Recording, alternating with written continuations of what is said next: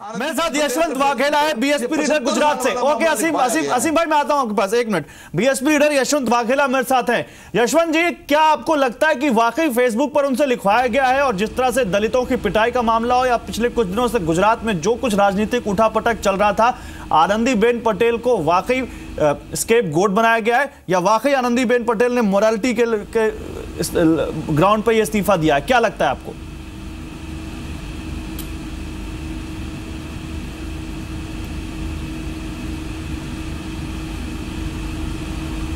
यशवंत वाघेला, अब तक मेरी आवाज आ रही है? लगता है यशवंत वाघेला तक मेरी आवाज नहीं आ रही। अमी याग्निक, आपको क्या लगता है?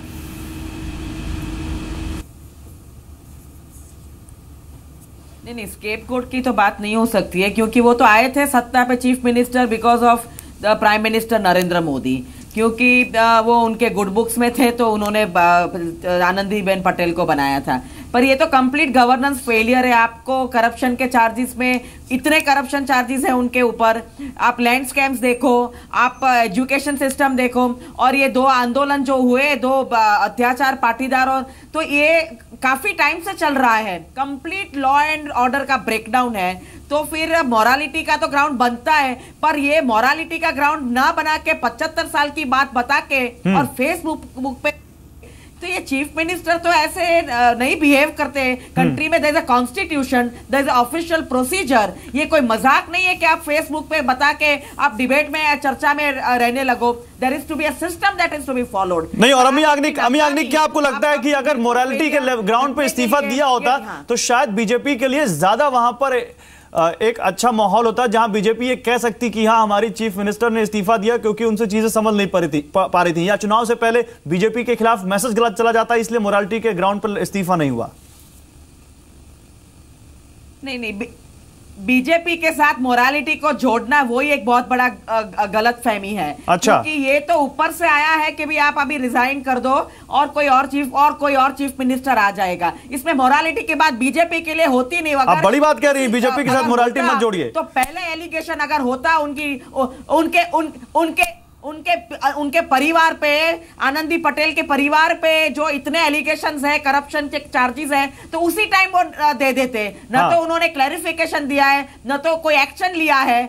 पर अभी आज 75 साल की बात बता के कि हमारे पार्टी में जवाब दीजिए, गोपाल कृष्ण अग्रवाल जवाब दीजिए। अमी याग्निक जवाब ले लेते हैं, अमी याग्निक जवाब ले लेते हैं आपकी बातों का। अमी याग्निक आपकी बातों का जवाब ले लेते हैं। देखिए, ये जो दोनों बातें कह रहे हैं, ये इसका मतलब सबसे बड़ा कंफ्यूजन है, और इनको अपने आप पॉलिटिकल सिस्टम्स नहीं पता। ये जो स्टैंडर्ड भाजपा में स्टैब्लिश कर रहे हैं ना, इनके माइंड में कभी ऐसे स्टैंडर्ड्स आते हैं। ये तो एक परिवारवाद की पार्टी है, चाहे वो परिवार वाले खुद करें, उनके दामाद जी कितना भ्रष्टाचार करें, वो कुछ नहीं करेंगे, उनको आगे ही बढ़ाते जाएंगे, ना उसके लिए किसी चीज की जिम्मेदारी लेंगे। अगर आप कहते हो कि ये कारण है जो भाजपा को नुकसान कर सकते हैं, तो फिर तो उनको उन कारणों पे रिजाइन करना चाहिए था। तो भारतीय जनता पार्टी, तो आप बता कहाँ रहे हैं वो कारण तो हम बता रहे हैं अग्रवाल साहब, कारण तो हम बता रहे हैं, कारणों को बता दिया। ठीक है, महेश पटेल मेरे साथ जुड़ रहे हैं, कन्वीनर है पाटीदार आंदोलन समिति। ओके गलत है। ओके, असीम आ रहा हूँ, असीम आ रहा हूँ, वो गोपाल कृष्ण आ रहा हूँ। एक प्रश्न है इनसे भी, इन पे तीनों आप पूछेगा प्रश्न। वो बहुत देर से हमारे साथ बैठे हैं, उनकी बात नहीं हो पाई। आप पूछिए, वो बहुत देर से हमारे साथ बैठे हुए। महेश पटेल, आपको क्या लगता है आनंदीबेन पटेल का इस्तीफा क्यों हुआ? सीधा सवाल। आनंदीबेन पटेल ने अभी इस्तीफे की जो बात की है, हाँ, वो सही में उसका मोरल डाउन हो गया। मतलब कि वो हार गई है गुजरात की जनता से। अच्छा। उन्होंने आज तक गुजरात की जनता को जो पग तले की जूती समझ के रखा था, और सरमुख्तारशाही से जो बर्ताव किया और शासन चलाया, उसमें वो फेलियर गई है। नहीं, लेकिन अमित शाह जो कि अध्यक्ष है, वो तो तारीफ कर रहे हैं। तभी भी उन्होंने अभी पाटीदारों का जो आंदोलन हुआ उसको भी दबाने की कोशिश की। अभी जो ये दलित भाइयों का हो रहा है उसको भी दबाने की वो कोशिश कर रहे हैं। मतलब ये हुआ कि हर एक मसले को वो सुलझाने की जगह पे दबाने की कोशिश कर रहे हैं। पाटीदारों को इसी बेरहमी से मारा, हमारे 10 युवाओं का उन्होंने कत्ल कर दिया, किसी को घर से उठा के ले गए, किसी को जेल में बंद कर दिया, किसी के ऊपर तड़ी पार कर दिया, इतने सारे केस लगा दिए, अभी एक भी केस का वो सॉल्यूशन नहीं कर पाई। और नहीं, उन्होंने ऐलान तो किया था 400 में से कुछ 300 केसेस को हटाने का, कुछ ही घंटों में 3 बड़े ऐलान हुए थे। अभी वादा किया है, वादा तो बहुत राजनीतिक दल करते हैं, पूरा करने के बाद कहा जाता है कि उन्होंने हमारे वादे के अनुसार उन्होंने काम किया। अभी कोई भी केस उन्होंने वापस कहाँ पे लिया है?